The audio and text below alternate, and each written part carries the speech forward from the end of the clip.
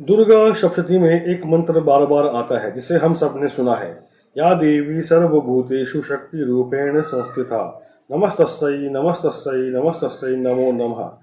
इसका साधारण अर्थ है, हे देवी, आप सभी प्राणियों में शक्ति के रूप में विद्यमान है, आपको बार बार प्रणाम है। लेकिन मित्रों, इसका गहरा रहस्य यह है कि यह मंत्र हमें बार बार याद दिलाता है कि शक्ति कहीं बाहर नहीं बल्कि हमारे भीतर ही है। हम अक्सर मानते हैं कि देवी की पूजा का अर्थ है दीपक जलाना, फूल चढ़ाना, अगरबत्ती करना। ये सब आवश्यक है क्योंकि ये हमारे मन को पवित्र बनाते हैं। लेकिन असली पूजा तब होती है जब आत्मा और मन का जागरण हो। लेकिन असली दीपक वो है जो हमारे मन के अंधकार को मिटाए। फूल हम देवी के चरणों में अर्पित करते हैं, लेकिन असली फूल वे भावनाएं हैं जो हम भीतर से अर्पण करते हैं, जैसे श्रद्धा, करुणा और दया।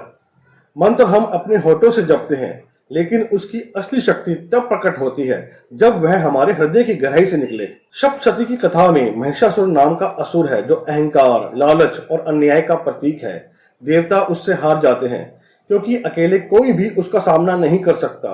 पर जब सबकी शक्तियां मिलती है तब माँ दुर्गा प्रकट होती है और वही महिषासुर का वध करती है। अब सोचिए, यह केवल पुरानी कथा नहीं है, महिषासुर हमारे भीतर भी है। कभी यह आलस्य बनकर हमें रोकता है, कभी यह भय बनकर हमें पीछे खींचता है, कभी यह क्रोध और नकारात्मक विचार बनकर हमारे जीवन को अंधकारमय करता है। और माँ दुर्गा, वह हमारी वही आंतरिक शक्ति है जो हमें इन सब का सामना करने का साहस देती है। परंतु यह शक्ति तभी जागती है जब हम योग, ध्यान और मंत्र जाप के माध्यम से अपने आत्मा और मन को सशक्त करें।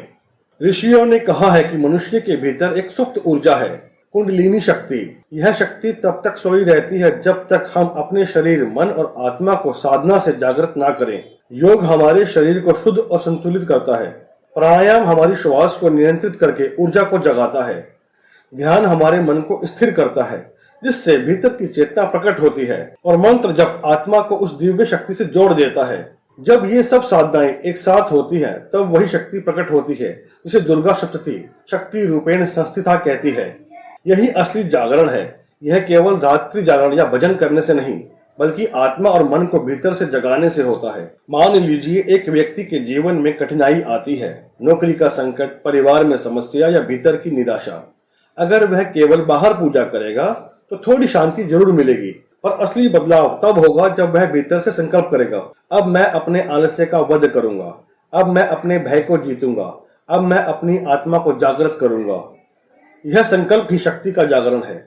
जैसे माँ दुर्गा ने महिषासुर का अंत किया, वैसे ही साधक अपनी नकारात्मकता का अंत कर सकता है। और यह तभी संभव है जब पूजा केवल बाहरी ना होकर आंतरिक साधना का रूप ले ले। मित्रों, या देवी सर्वभूतेषु मंत्र केवल एक प्रार्थना नहीं है।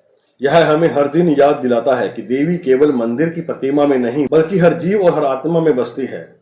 जब हम सूर्यास्त के समय दीपक जलाकर, लाल फूल चढ़ाकर और 11 बार इस मंत्र का जाप करते हैं, तो यह केवल एक कर्म कांड नहीं होता, यह एक प्रतीक होता है कि हम अपने भीतर के दीपक को भी जलाना चाहते हैं। याद रखिए, शक्ति का असली जागरण बाहर नहीं बल्कि आत्मा और मन में होना चाहिए। अगर यह जागरण हो गया तो कोई भी महिषासुर, चाहे वह भय हो, आलस्य हो या असफलता, आपके सामने टिक नहीं पाएगा। यही है दुर्गा सप्तशती का असली संदेश। भीतर की शक्ति को जगाओ और जीवन के हर संग्राम में विजयी बनो। जय माता की।